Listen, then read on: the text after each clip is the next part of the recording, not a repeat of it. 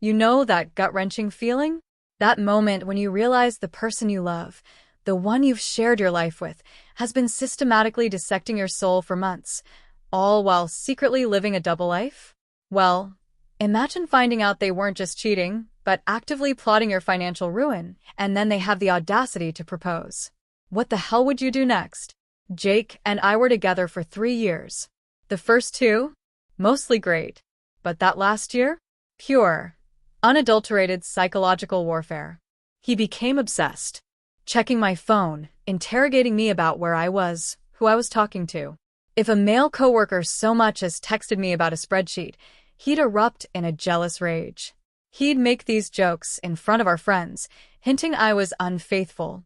When I get upset, he'd just smirk, saying, "Guilty people always get defensive." The worst part? I was never, ever unfaithful. Not even close. I was completely loyal, while he was just projecting his own dirty behavior onto me. It was my best friend, Teresa, who finally exposed him. Teresa and I have been inseparable since high school, practically sisters. One night, after I'd vented about another one of Jake's wild accusations this time, he was implying I was meeting someone because I was 15 minutes late from grocery shopping. Teresa got this weird look on her face. She showed me her phone. And there it was, Jake's dating profile, active that very day.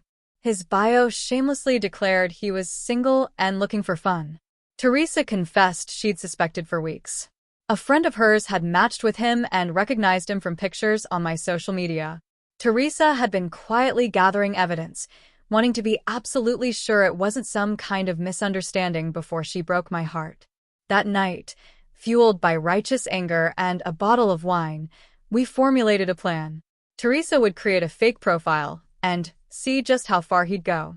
Within hours, Jake matched with her. He didn't even hesitate. Their chats were vile. He told Teresa he was single, complained about his psycho ex, meaning me, who he claimed he was trying to break up with, but who just wouldn't take the hint. When Teresa asked why he didn't just end it, his response made my blood run cold. She pays half the rent and does all the cooking and cleaning. Why give that up until I find something better? And it got worse. He started sending her screenshots of conversations with other girls he was seeing. In these chats, they'd openly mock me. He called me the most hideous creature, something so repulsive. There was one message, etched into my memory. Jake saying, "I almost gag when she tries to kiss me." And some girl responded, "You're such a saint for putting up with her. I would have left ages ago." Jake wrote back, "It's complicated, but not for long. I promise." This was happening. Messages to multiple women. All while he was accusing me of cheating. All while I was cooking his favorite meals, doing his laundry, desperately trying to prove my loyalty to him. I didn't confront him right away. Teresa and I agreed. We needed more than just evidence. We needed a plan. Not to get him back, but to absolutely destroy him. For the next few weeks, I played the perfect girlfriend. I smiled when he kissed me goodbye. I cooked his meals, did his laundry. I even apologized when he accused me of flirting with the delivery guy who literally just handed us our food and left. All the while, beneath that placid surface, I was plotting. One night, Jake came home late, reeking of unfamiliar perfume. When I casually mentioned it, he exploded, calling me paranoid, insecure, suggesting I needed therapy, that I wasn't myself lately.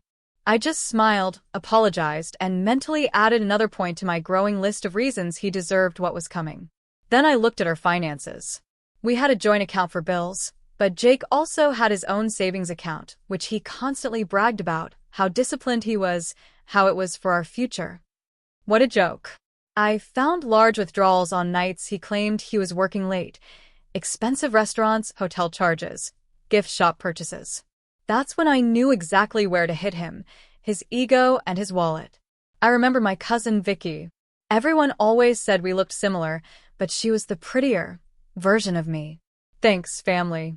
She had the same dark hair and eyes, but was taller, with a better figure, as my mom constantly reminded me. Vicky had been a college model and still turned heads everywhere. And she owed me a massive favor after I'd helped her through a brutal breakup last year. I called Vicky and Teresa for an emergency meeting, laying out the entire sordid mess. Vicky was absolutely furious on my behalf. "This isn't just cheating," she declared. "It's emotional abuse." And she was right.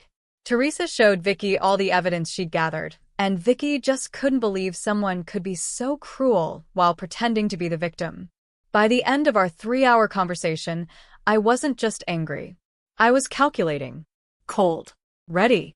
That night, as I watched Jake texting on his phone, that stupid little smirk on his face, probably telling some other woman how hideous I looked while accusing me of texting someone, I made my decision.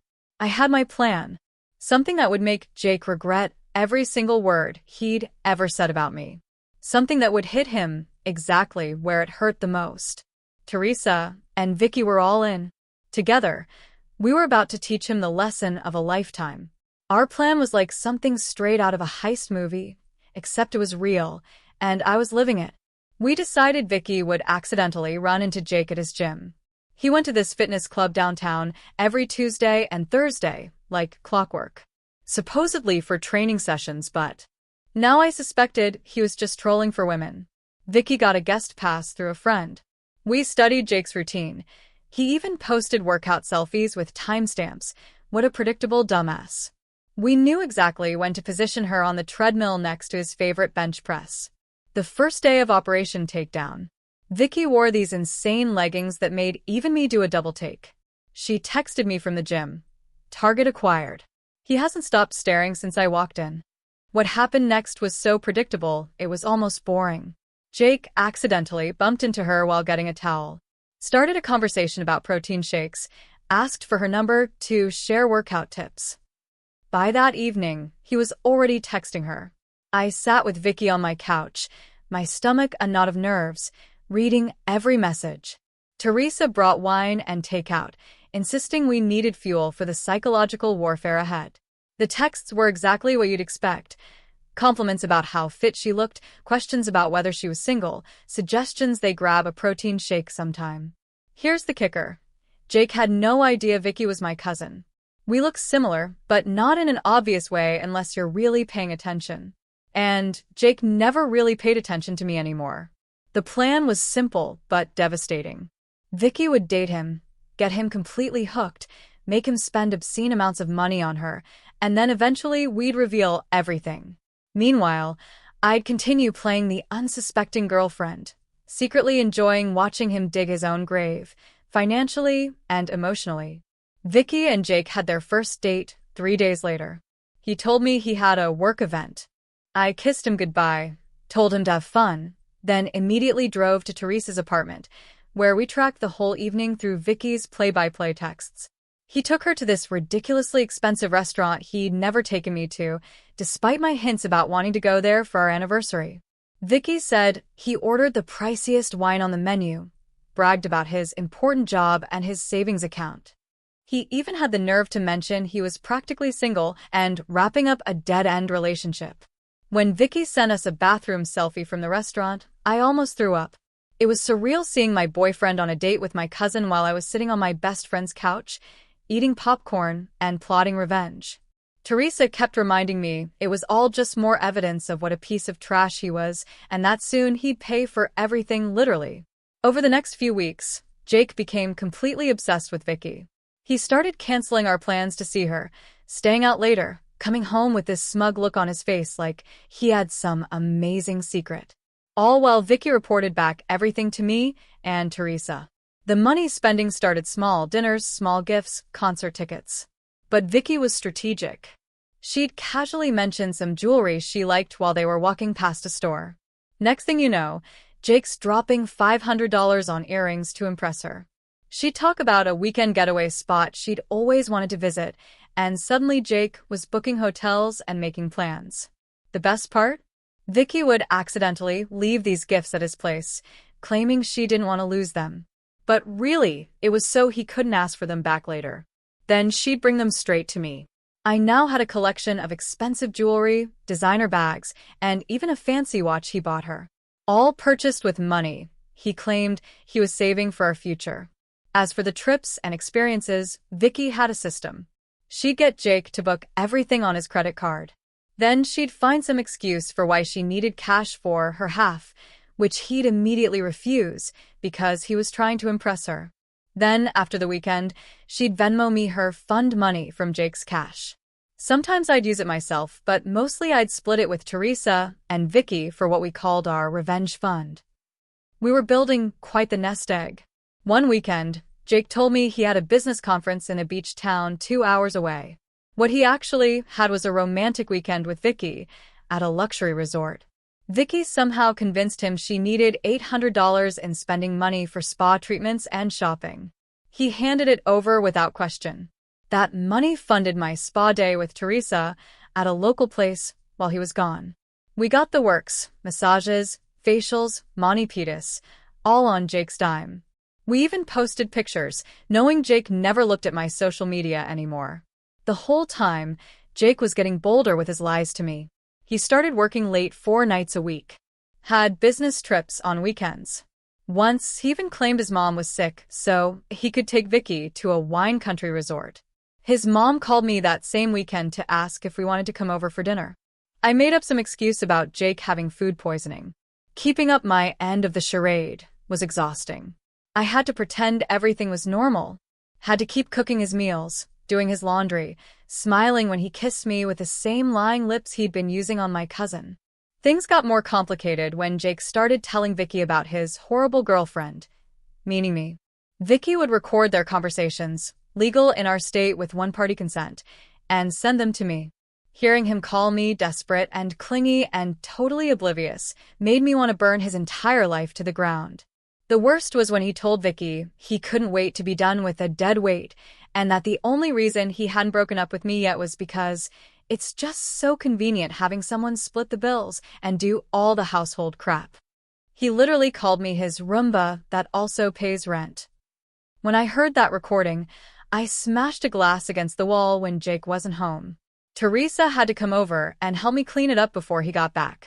But even through the pain, the benefits of our scheme were starting to pile up. Vicky convinced Jake to buy her a new iPhone because hers kept dying. She immediately gave it to me since my screen was cracked. She got him to buy designer shoes in her size, which was actually my size. She even managed to get him to pay for a weekend yoga retreat that she never attended.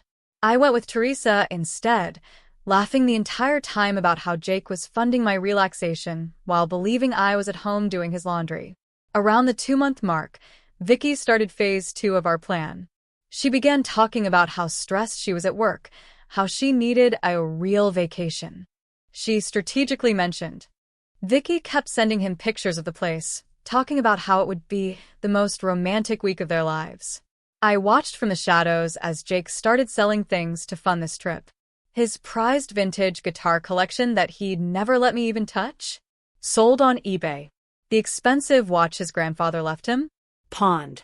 His crypto investments he was so proud of? Liquidated at a loss. All while telling me we needed to cut back on luxuries like my frivolous morning coffee and Netflix subscription. One night, while Jake was in the shower, I checked his phone and saw he'd taken out a personal loan for $15,000. The absolute madness. Going into debt for a woman he'd known for less than 4 months, while telling his girlfriend of 3 years that we needed to economize. While all this was happening, I was quietly preparing my exit strategy. I'd found a new apartment with Teresa's help, affordable and with good security. I'd been moving my important documents and sentimental items there little by little. I'd started redirecting my mail to a P.O. box. I'd even opened a new bank account at a different bank where Jake had no connections. The stress of maintaining the charade was getting to me, though. Playing the supportive, oblivious girlfriend while watching Jake destroy his finances for another woman, even if that woman was my cousin working on my behalf, was exhausting. Some nights, I'd lie awake next to him, fighting the urge to scream in his face about what a pathetic, disloyal piece of trash he was. Teresa noticed I was struggling and suggested we treat ourselves to a mental health day, using some of our revenge fund money. We booked a day at this amazing hot springs resort about an hour outside the city. The irony, it was a place Jake had once promised to take me for our anniversary but claimed we couldn't afford. The day at the hot springs was exactly what I needed. Soaking in the mineral pools, getting massages, drinking champagne at 11 a.m., all while knowing Jake was at work, stressed about money, completely unaware that he was funding my relaxation. It felt like poetic justice. When I got home that evening, Jake was already there, which was unusual. He looked nervous, pacing around the living room. My heart dropped. Had he somehow found out about our scheme? But no, it was something else entirely. He sat me down and told me he'd been doing some serious thinking about our relationship. This was it. He was going to break up with me. After all these months of cheating and lying, he was finally going to end things so he could be with Vicky openly. I prepared my fake surprise face, already mentally rehearsing how I'd call Vicky and Teresa the minute he left to tell them we needed to accelerate our timeline. But that's not what happened at all. Instead, this delusional idiot got down on one knee and pulled out a ring box.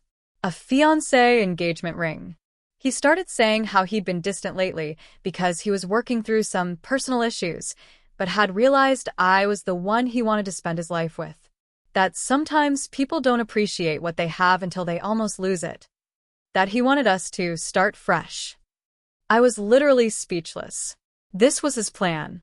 To lock me down with an engagement while continuing to see Vicky on the side? Or was he planning to break things off with her? Either way, it was the most pathetic, desperate move I could imagine. The ring was tiny, nothing like what he'd once promised he'd get me someday. Clearly, his finances were in worse shape than I'd thought. I stood there, frozen, my mind racing through options. If I said yes, it would buy me more time to extract maximum revenge. If I said no, the game would be over too soon. I did what any self-respecting woman in my position would do. I burst into tears. Not entirely fake, they were tears of rage. And told him I needed time to think. That his distant behavior had hurt me deeply, and I wasn't sure if we could fix things. That I loved him, a lie, but needed space to consider his proposal. Jake was crushed, but tried to hide it. He said he understood, that he'd give me all the time I needed.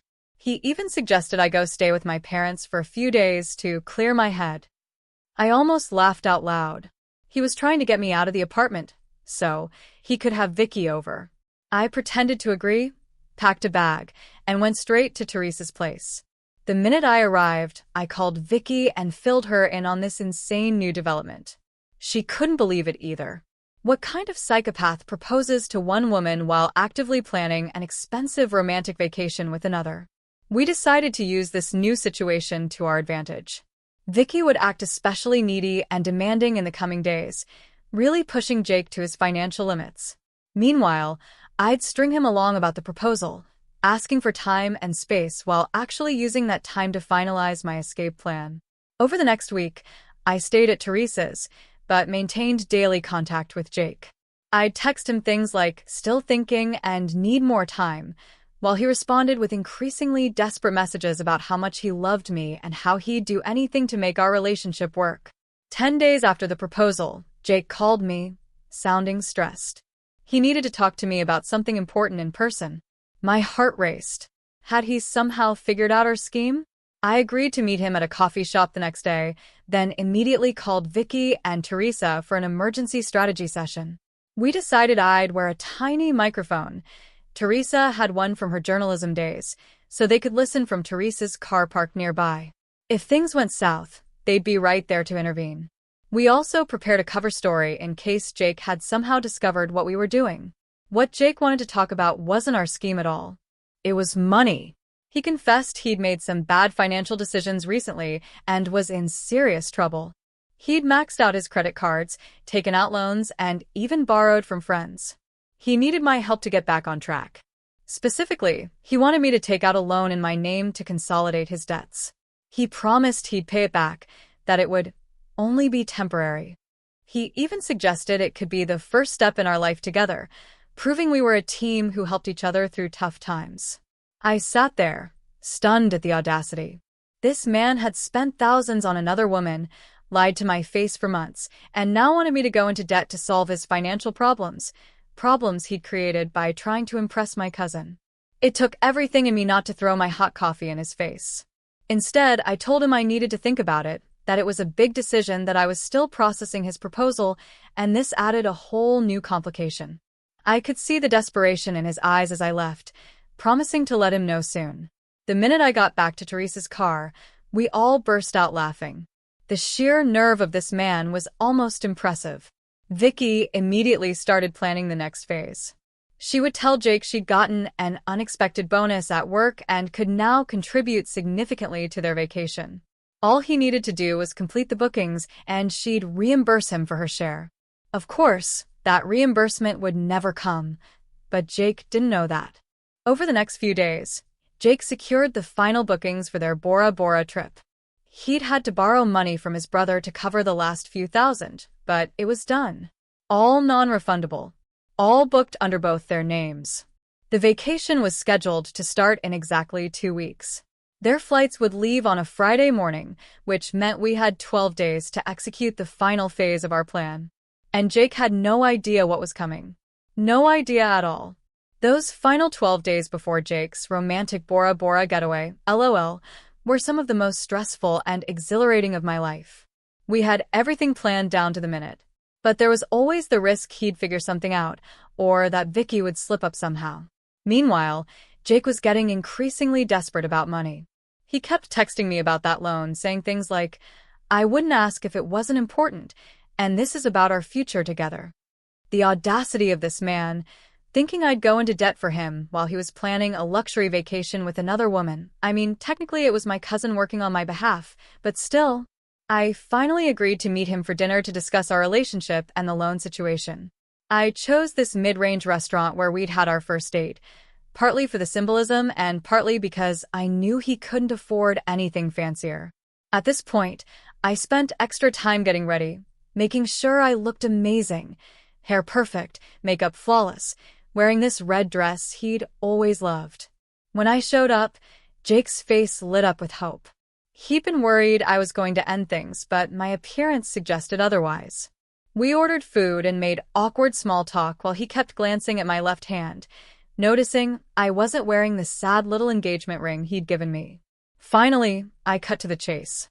I told him I'd been doing a lot of thinking about our relationship, about the future, about what I really wanted. His face got all serious and expectant. Then I dropped the first bomb. I told him I'd looked into the loan he wanted me to take out and could probably get approved for $25,000. The relief on his face was instant, like a drowning man spotting a lifeguard. He reached for my hand across the table, squeezing it while saying how much this meant to him, how he'd definitely pay me back, how this proved we were meant to be together. I smiled and said there was just one condition. I needed access to all his financial records before taking out the loan. Bank statements, credit card bills, everything, just so I could understand exactly what I was getting into. His face froze. I kept my expression innocent, like this was a perfectly reasonable request from someone about to take on their partner's debt. He stammered something about how that wasn't necessary, that he'd handle all the repayments, that I shouldn't worry my pretty head about the details. I insisted, saying this was non-negotiable, that if we were going to build a life together, there needed to be complete transparency. Jake looked like he was going to be sick. He excused himself to the bathroom, taking his phone with him. When Jake returned to the table, he had composed himself. He agreed to show me his financial records soon, but said right now the most important thing was processing the loan application because he had some urgent deadlines. I nodded sympathetically while mentally adding this to the mountain of evidence of what a manipulative jerk he was. I told him I'd go to the bank on Monday, this was Friday evening, to start the application process. His relief was palpable. Little did he know I had zero intention of getting him a penny. Over the weekend, Jake was extra attentive and loving, bringing me coffee in bed, suggesting we watch my favorite movies, even cleaning the apartment without being asked. All while texting Vicky constantly about their upcoming trip, which was now just 9 days away. Monday morning came, and I told Jake I had an appointment at the bank. I dressed in my most professional outfit and left the apartment while he wished me luck. Where I actually went was to meet Teresa and Vicky at our new favorite coffee shop to finalize the details of our plan. When I got home that evening, Jake was waiting expectantly.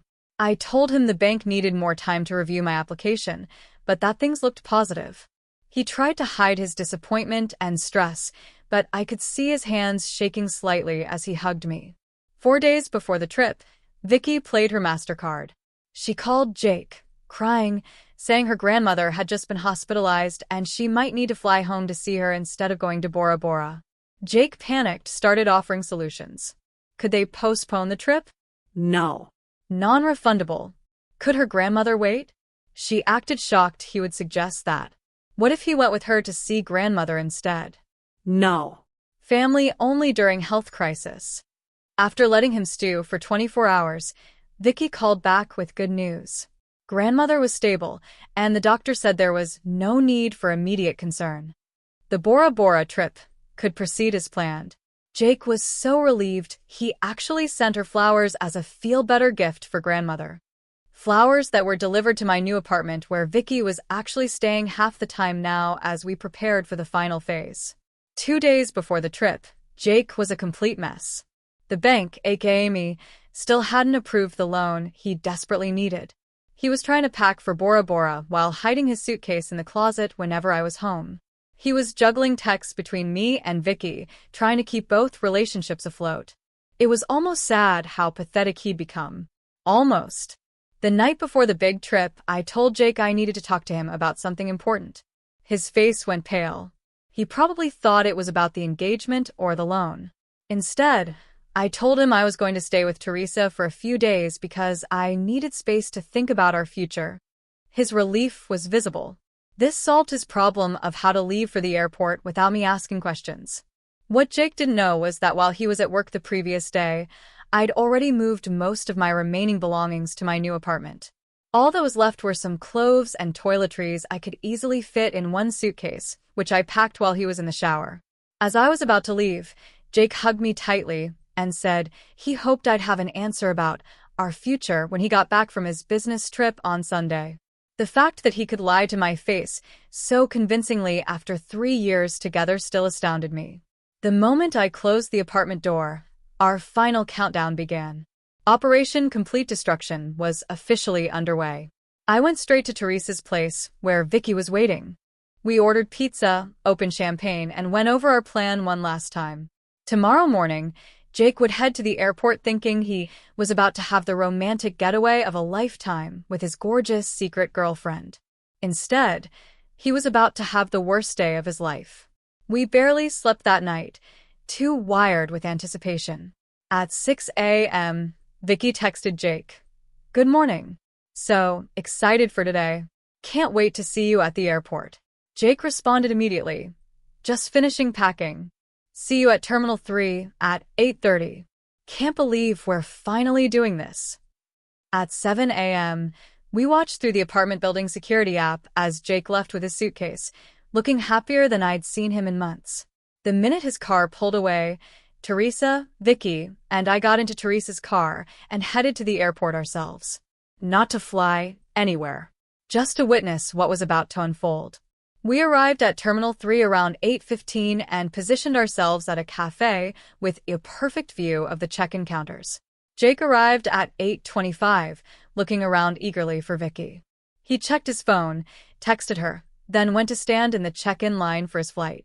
At exactly 8:45, when Jake would be approaching the counter, Vicky sent him the message we'd carefully crafted the night before. It was a selfie of me, Vicky, and Teresa together, all smiling widely with middle fingers up. Beneath it, Vicky wrote, "Surprise, fucker. Hope you enjoy your $17,000 vacation for one. Your girlfriend knows everything." We watched from our hiding spot as Jake received the message. He froze in the middle of the check-in line, staring at his phone. His face went from confusion to shock to horror in seconds. He looked around wildly, as if expecting to see us. Tried calling Vicky immediately, straight to voicemail because she'd blocked his number. Tried calling me. Same result. Jake stepped out of the line, still staring at his phone in disbelief. He slumped onto a nearby bench, frantically typing, probably sending desperate messages that would never be delivered. We watched this go on for almost 20 minutes before he finally got up and walked zombie-like toward the exit, dragging his suitcase behind him. Jake spent the entire day calling us from different numbers, leaving increasingly desperate voicemails. We ignored them all, focusing instead on phase 2 of our final plan. I'd also left a carefully worded letter on the kitchen table, outlining exactly what we knew, along with printed copies of some of his worst messages about me, including the ones where he called me the most hideous thing, and his Roomba that also pays rent. The letter explained that if he contacted me or Vicky again with any threats or harassment, the entire evidence folder would be sent to his parents, his boss, and posted publicly. Was all of this strictly necessary? Probably not. Was it deliciously satisfying after months of his psychological abuse and cheating? Absolutely. That evening, Jake showed up at the apartment to find he couldn't get in. The security camera caught his meltdown in the hallway as he realized just how thoroughly he'd been played. Over the next few days, Jake cycled through every emotion possible. He sent emails begging for forgiveness, then angry ones calling us crazy bitches, then pitiful ones about how he'd lose his job if he couldn't repay his debts. Exactly 1 week after the airport incident, we executed the final part of our plan. Vicky, Teresa, and I booked ourselves into a gorgeous local spa resort for the weekend, paid for with the last of our fund money. While soaking in hot tubs and getting massages, we each posted a single photo to our social media accounts. Predictably, this triggered another round of desperate messages from Jake, now using his brother's phone since we'd blocked all his numbers. He couldn't understand how we could be so cruel and heartless. He claimed what he'd done wasn't that bad compared to how we destroyed his life. The lack of self-awareness was truly spectacular. In the months since then, Jake has tried various tactics to contact me. He even sent a letter to my parents' house. They forwarded it to me unopened. What he hasn't done is repay any of the money he took from our joint account or explain to his family and friends why he suddenly had to move back in with his parents at 30. As for the financial aftermath, Jake is apparently working 2 jobs trying to pay off his debts. The vacation packages, flights, and hotel reservations were all non-refundable, just as Vicky had insisted when booking. His credit score is destroyed. His savings are gone. Meanwhile, I'm thriving in my new apartment. I've been promoted at work.